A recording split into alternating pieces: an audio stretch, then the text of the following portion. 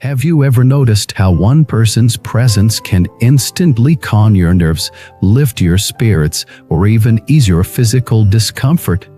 Why is it that some people bring more healing than medicine, more warmth than the sun? Could emotional value, our capacity to support and uplift others, be the most powerful life-enhancing force? Welcome back to the channel, dear friends. Thank you for joining me again in this sacred space of reflection and growth. Today, we're going to explore something deeply personal and profoundly transformative: the hidden power of emotional value. You often search for health through diets, supplements, or routines, but we forget that the emotional environment we live in every day might be the most influential medicine of all. We're diving into the truth that emotionally valuable people are like living elixirs. Their presence nourishes, their words soothe, their energy heals. And here's the most important part: you can become that person too. Let's begin by asking a simple yet piercing question. When you're at your lowest, what do you truly need? Advice, solutions, or presence? Most cases, it's the latter. Presence is the rarest gift in our fast-paced world. A person who listens without interrupting, who sees without judging, who stays without needing to fix. That kind of presence is more potent than any pill. This is emotional value. And it's not measured by words spoken or actions taken, but by how someone makes you feel simply by being there. There's a story of a woman named Eva, whose mother was hospitalized with a serious condition. Every doctor gave the same cold diagnosis. Friends sent flowers, but it was her grandmother's quiet, unwavering presence that carried her through. Her grandmother sat beside her, held her hand, said nothing, but Eva felt seen, supported, and safe. You later said, "That silence saved me more than anyone's words." What Eva experienced was the healing power of emotional value.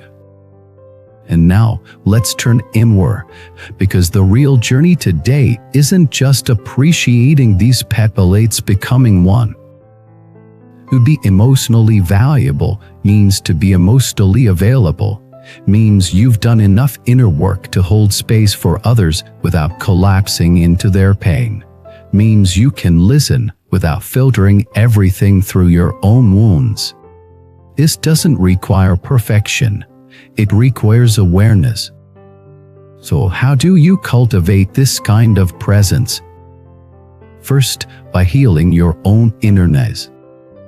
Y'all carry emotional clutter, soul stories, unprocessed grief, unresolved anger. If we don't tend to these, we end up projecting them onto others. You listen to reply, you comfort to control, you stay physically, but check out emotionally. But when we begin to meet our own pain with compassion, something changes. We soften, we slow down, we become safer. That safety is what others feel. It's what draws them in. It's what allows them to breathe again. There's a term in psychology called eco-regulation. It means that the nervous system of one person can influence another's. Calm person can literally calm the body of someone else without saying a word. This is not spiritual fantasy. It's biology. So imagine this: your calm is medicine, your empathy is a balm, your presence is therapy. Every time you walk into a room, you are either raising or lowering its emotional temperature, not by force, but by frequency. And if that feels like pressure, don't worry. It's not about being perfect, it's about being real. Real presence doesn't require you to have all the answers. It asks you to be honest, grounded, and open. Let's take another story, this time about Michael, a manager at a high-stress company. He wasn't the smartest in the room. He wasn't the most efficient, but his team adored him. Why? Because when things went wrong, he didn't panic. When someone was overwhelmed, he noticed. When conflict arose, he didn't react, he responded.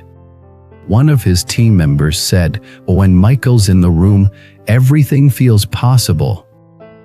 Michael wasn't a therapist, he was emotionally valuable, and in today's world, that's rare.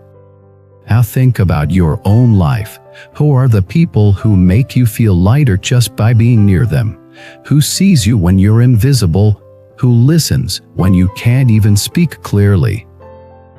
These people are treasures, but they're also mirrors, showing you what's possible within yourself. You don't need years of training to be this kind of person. You need intention. Start by becoming deeply present with those you love. Put away the phone, look into their eyes, hear their words, be still. Someone's venting, don't rush to fix, don't judge their emotions as too much or too messy. Just hold them, be their ground when they've lost theirs. Sometimes the most healing words are, "I'm here, you're not alone, see you." This doesn't just help them, it heals you. Because every time you offer presence, you dissolve layers of your own ego. You shift from amit to we. You stop performing and start connecting. And in this connection, magic happens.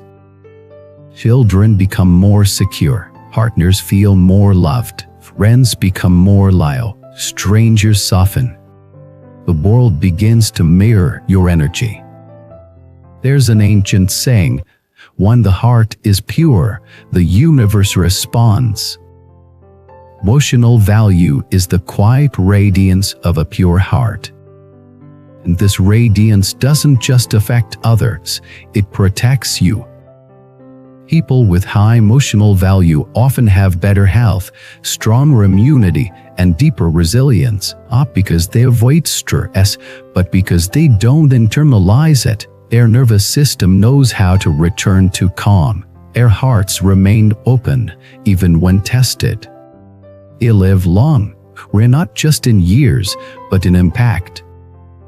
Now, let's talk about environments. Have you ever entered a space and instantly felt safe, peaceful, at home? That's not coincidence, that's emotional energy. Homes where love is spoken, where anger is released safely, where laughter is welcomed, these places become sanctuaries. Hospitals with kind nurses heal faster, workplaces with compassionate leaders thrive.